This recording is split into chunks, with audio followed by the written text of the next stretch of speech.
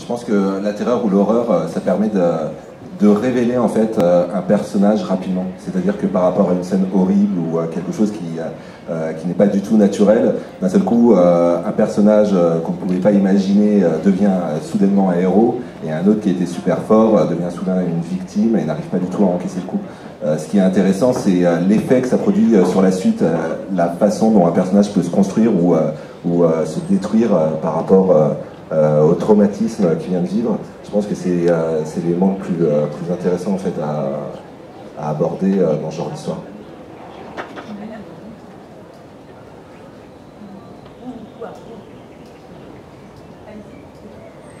Ouais. Oui, ce même type de questionnement, c'est pour ça que ça rejoint au niveau de l'horreur et de la terreur. C'est-à-dire que l'horreur, c'est aussi, s'il y a cette fascination, en tout cas cette sidération, c'est quand même une violence qui est comme sans cause, quoi. Enfin, l'horreur moderne, c'est ça aussi. Donc il n'y a pas besoin obligatoirement de tout ce qui va être substrat religieux pour voir que c'est la société aussi qui provoque ça. Et on se contente aussi des images, mais c'est des images aussi, c'est pour ça que je suis d'accord avec Patrick Sénécal, pour dire que je ne fais pas aussi différence qualitative. Il peut y avoir des très bons romans d'horreur qui en même temps vont montrer cette violence. Donc même cette violence, si elle paraît gratuite, ça veut aussi dire quelque chose. Et pour revenir même sur le horreur et terreur, ça c'est aussi le gothique urbain, le gothique contemporain, et tout ce qui était le roman gothique qui reflétait quand même aussi la crise au niveau de la religion, s'inspirer, ou en tout cas le creuser, c'était quand même le sublime. Tout ce qui était le sublime de Burke, et le sublime de Burke, c'est l'horreur. Hein. C'est l'horreur délicieuse, l'horreur qui est proche aussi.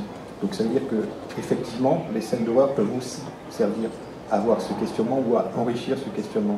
Après, la différence aussi, c'est qu'il y a des questions, encore une fois, et ces questions vont jouer à chaque fois sur des principes de littéralisation. C'est-à-dire que ça littéralise.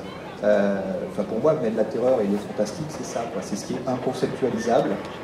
On n'a pas de traité de philosophie, mais ce qui est inconceptualisable, ce qu'on n'arrive pas à définir, eh bien, c'est rendu par des artefacts fantastiques. Et donc ça fait réfléchir. Donc le principe de littéralisation, le double, c'est un principe de littéralisation. C'est-à-dire qu'on peut en faire des traités, mais on peut aussi lire et comprendre aussi pourquoi ça fait peur, et pourquoi il y a aussi un double en nous. Donc c'est ça qui fait, je pense, aussi qui anime, et qui justifie aussi qu'il y ait 2 siècles et demi de terreur aussi à partir de ça, à partir de tout ce qu'on n'arrive pas à définir. Et on n'est pas là non plus pour ça, mais on est là aussi pour dire qu'on lit des romans qui nous font peur et pourquoi on en a peur. En ce moment, on a une ambiance très gothique et très terrifiante, avec des craquements. Les grincements de porte. Ça craque beaucoup derrière vous.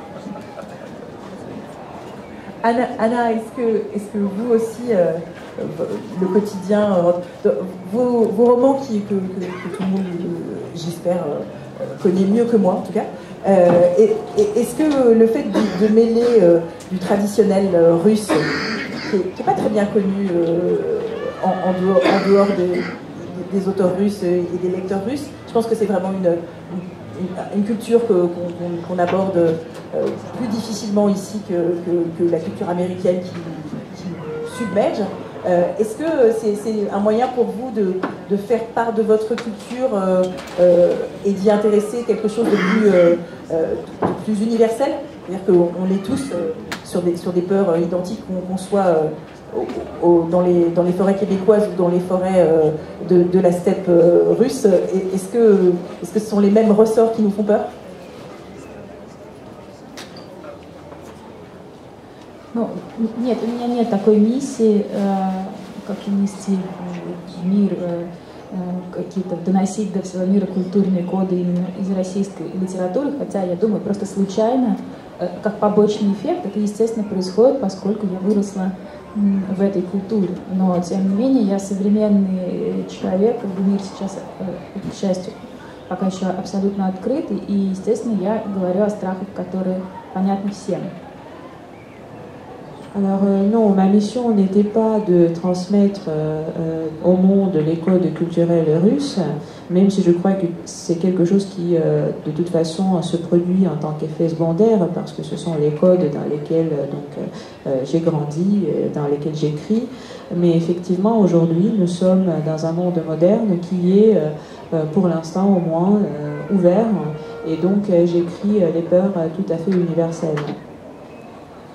Ну и при этом напугать, то есть вызвать страх читателя, это не конечная моя цель, а это просто средство. для того, чтобы действительно показать какие-то абсолютно реалистичные вещи. То есть несмотря на то, что я пишу фантастику, меня волнует, конечно же, реальность. И, например, если я пишу рассказ, да, то в этом рассказе вообще редко бывает больше одного фантастического допущения. Et de toute façon, faire peur au lecteur n'a jamais été mon objectif final. À travers cette peur, j'essaie justement de montrer des choses bien réelles, parce que même si j'écris de la fantastique, je suis préoccupée par la réalité. Et par exemple, dans mes nouvelles, vous trouvez rarement plus d'un élément fantastique par nouvelle. И по большей части страх меня интересует как способ показать. Мы боимся больше всего, на самом деле, изменений непредсказуемых, над которыми мы не властны, которые мы не контролируем. То есть страх я использую как прием, с помощью которого я показываю хрупкость и зыбкость того, что нас окружает. Там, возможность изменений в близких людях, над которыми мы не властны, возможность изменений в собственном организме, возможность смерти, в конце концов. То есть эта проблема пока совершенно не решена. Et pour moi, la terreur, c'est le mécanisme qui me permet de montrer, au fait, quand on y pense, on a le plus peur des changements irréversibles sur lesquels nous n'avons pas de contrôle. Et donc pour moi, justement, cette peur, c'est le mécanisme qui sert à montrer la fragilité de notre existence où rien n'est stable. Parce que vous pouvez avoir des transformations chez vos proches sur lesquelles vous n'aurez pas de contrôle, des transformations dans votre propre organisme, la mort finalement. Il y a plein de choses dont nous n'avons pas le contrôle, et donc c'est ça que j'essaie de montrer. Ну и меня очень интересует, конечно, тема как бы тех метаморфоз, которые могут произойти с нашим сознанием, с нашим мозгом и с нашим восприятием, и тут мне и помогают фантастические допущения. То есть, грубо говоря, многие люди, да, имеют какие-то навязчивости, многие дети боятся наступать, например, на трещины в асфальте или на промежутки между плитками. Я делаю, например, в рассказе допущение, что вдруг, если ты наступил на такой вот промежуток, то действительно случится что-то страшное. Вот. И, просто, то есть, в общем, я могу только повторить, что когда я вношу вот этот фантастический страх в рассказ, это обычно для того, чтобы дальше рассказать про то, что происходит в нашем мозгу и в мире вокруг нас на самом деле.